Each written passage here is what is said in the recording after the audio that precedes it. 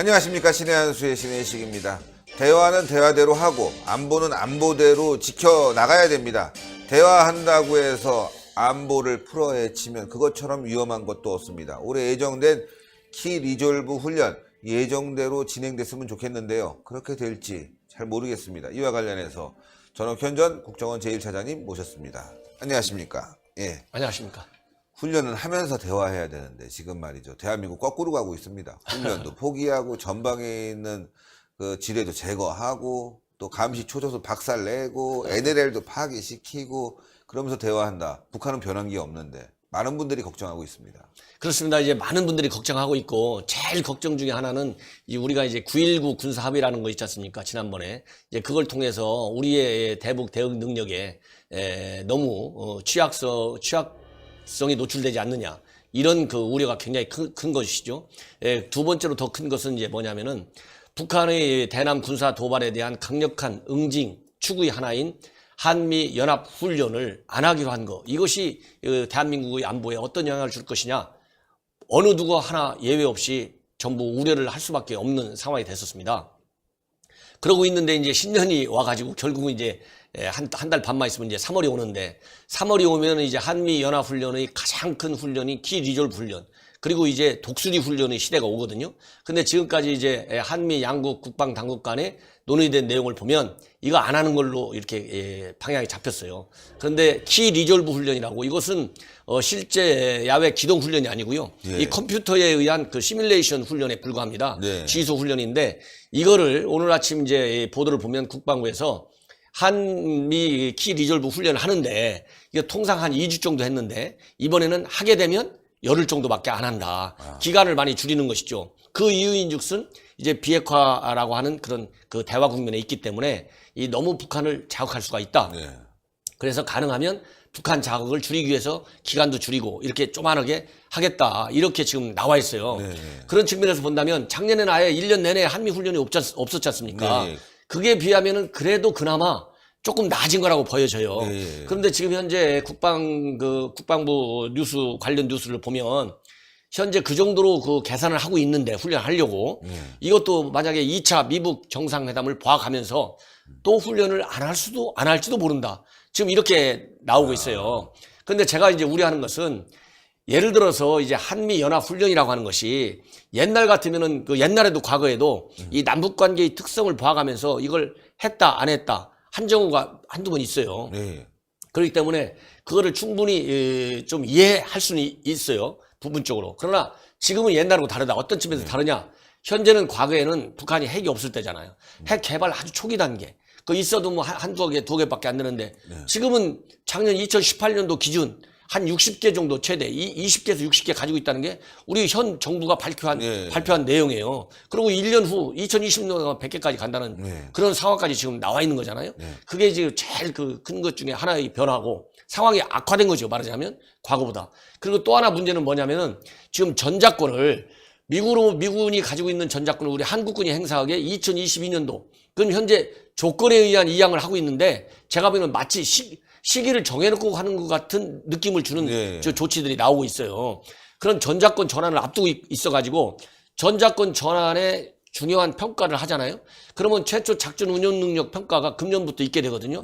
그러면 이렇게 훈련을 잘 안 하면 약하게만 이렇게 하다 보면 과연 대한민국 군인이 전작권을 행사할 수 있을 정도의 충분한 그런 능력을 갖췄냐 안 갖췄냐 평가 자체가 굉장히 이렇게 유명무실화 될 수가 있다. 그렇기 때문에 아무리 남북관계가 진전이 된다, 남북 대화 국면이 이어진다 하더라도 현재로서는 김정은이가 달라진 게 저는 하나도 없다고 봐요. 몇 가지 얘기했지만 그거는 실질적으로 북한의 핵 그 폐기 조치와는 너무나 거리가 먼 그냥 초보적인 한 10% 정도는 해당되나 이것밖에 안 돼요.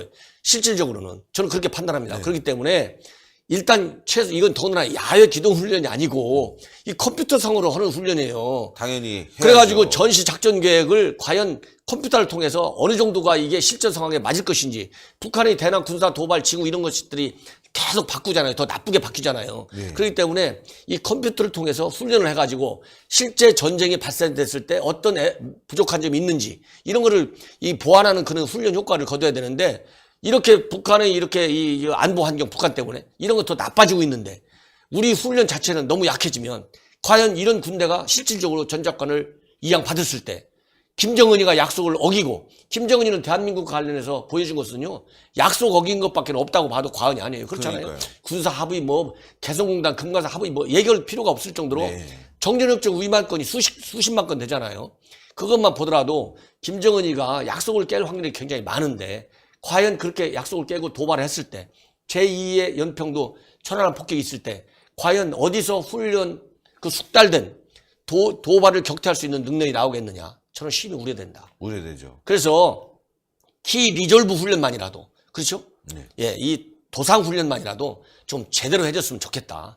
저는 그런 생각이 듭니다. 예, 진짜 도상훈련만이라도 제대로 해서 한미 간의 작전 능력을 높이는 것이 그래도 지금 무너져가는 안보를 지킬 수 있는 것인데, 이것마저도 포기하게 된다면은 정말 한미 간의 연합훈련은 앞으로 굉장히 좀 어려워지는 부분이 보일 것 같고요.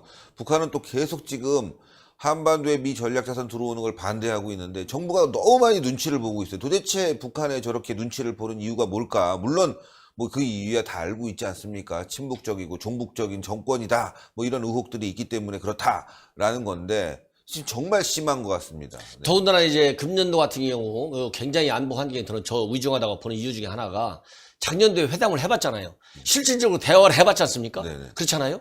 해보니까 김정은이의 실체가 딱 드러났지 않습니까? 네네. 아, 말로만 비약하고 실질적으로 비약하고 거리가 멀구나. 이러면서 거꾸로 우리 정우영 특사단이 가가지고, 이 한미연합훈련 김정은이가 옛날하고 달리 다 방어적 훈련인 거 알고 있고, 전혀 거론하지 않았다 해도 좋다, 이런 식으로 다 해석하고 있다고 대한민국 전 세계에 다 공개했지 않습니까? 근데 지금 김정은이가 나오는 게 뭡니까? 연합훈련 하지 말라는 거잖아요. 그러니까요. 그리고 전략자산 갖고 오지 말라는 거잖아요. 지금 이렇게 많잖아요. 김정은이가 이렇게 위장전술, 이중전술 이런 걸 쓰고 있다고 다 알고 있는 판국이기 때문에, 저는 안보 환경이 작년보다 더 나빠질 가능성이 굉장히 많고, 이런 진 면목은 이번에 이제 2차 미북 정상회담이 열리지 않습니까?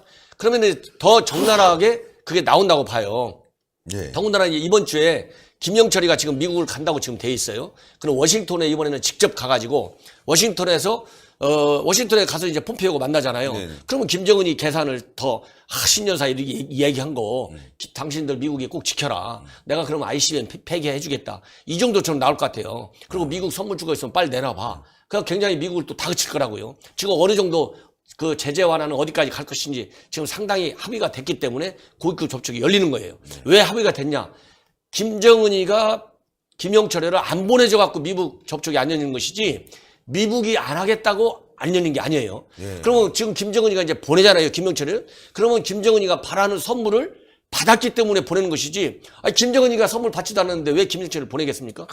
이건 기본 상식이잖아요. 김정은이 바라는 선물이라는 거, 대한민국 안보에 굉장히 위험하고 체제를 지킬 수 있는 여러 가지 상황, 체제에도 위험한 거 아니겠습니까? 그러니까 지금 김정은이가 금년도 들어와서 세게 나온 것이 바로 연습 한미 군사훈련 하지 말라는 거잖아요. 전략자산 문제. 틀림없이 그거에 관해서 김영철이가 미국 가면 다시 폼페이오 또는 트럼프한테 얘기할 것이다. 왜? 연합훈련 안 하는 사람이 누구예요? 트럼프가 직접 안 하겠다고 선물 주었잖아요. 네. 그러니까 트럼프한테, 김정은 신년사 이렇게 밝혔는데, 이건 김정은이가, 우리 이 국무위원장이 꼭 관철시키고 오라겠습니다. 이거 트럼프 대통령 받아줘야 됩니다. 굉장히 강하게 설득과 압박을 할 것이다. 네. 만약에 그래갖고 주한미군 철수 문제, 그 다음에 전략자산 문제, 그 다음에 한미연합훈련 문제에 있어서 김정은이 양보하고 나면 한미 동맹 그냥 끝난 겁니다. 끝난 거죠. 예, 끝났다고 봐요. 그 시간 문제죠. 아. 그게 병원에 입원을 했고 살리려고 하는데 살리기가 어려운 그런 식물인간 가는 거고 비슷할 우려가 굉장히 많다. 그러니까 지금 2차 정상이 나온다 그러니까 미국 의회에서 이거 2차 회담 해봐야 뭐가 있느냐, 이런 그 불만과 비판이 이제 자꾸 나오고 있지 않습니까? 네. 지난 1차 회담 때 줬듯이 2차 회담에서도 트럼프가 무슨 선물 주면 안 된다, 이런 경고의 목소리가 지금 나오고 있는 거예요. 그렇기 때문에 이번 아까 다시 처음으로 들어간다면 연합훈련 줄이는 것도, 이건 야외 기동훈련 같으면 모르겠는데, 그리고 김정은이가 비핵화에 실질적인 진전 조치를 내놨으면 모르겠는데, 안 내놨기 때문에 실질적인 비핵화 조치를 내놓는 압력 차원에서라도 훈련을 최소한도 이런 그 컴퓨터에 의한 지휘소 훈련만이라도 좀 제대로 했으면 좋겠다. 지금 주일 미군은 하는 거 보십시오. 그러니까요. 우리 주한 미군은 지금 할 일이 없어요. 훈련을 지금 안 하니까. 네. 주일 미군은 훈련을 한국에서 훈련 안 하니까, 제가 미국 그 군 사령관이고 미국 국방장관이고 대통령을 하더라도 한미 연합 훈련이 제대로 안 되니까 주일 미군 훈련이라도 제대로 해야 될 거 아니겠습니까? 그렇죠. 그러니까 주일 미군 사령부 홈페이지에 그런 이상한 동영상이 나오는 거예요. 지금 북한은 15개 플러스 알파, 러시아는 4,000개 플러스 알파, 중국은 200개 플러스 알파의 핵을 가지고 있다고 선언한 3 declared 뉴클리어 스테이트 이렇게 나와가지고 지금 이거 미국이 결국은 핵 보유국가로서 지위를 인정하는 거 아니야? 인정한다. 이런 논란까지 지금 한국에 지금 야기시키고 있는 거예요. 주한 미군 지금 할 일이 없잖아요. 지금 최근에 제가 이렇게 행사 같은 데 많이 다니면서 얘기하는 게 이렇게 이제 군 내부 분위기 뭐 그게 전부는 아니겠지만은 여러 가지 지금 장병들한테 지금 뭐 일과 외 시간에 예. 핸드폰 줘가지고 다 이제 10시인가 밤 9시인가 한 대여섯 시간 자유시간 준다는 거 아니에요. 상시적으로. 이런 거 우려하는 목소리가 굉장히 큽니다. 어느 행사 다니면서 얘기 들어보면은요.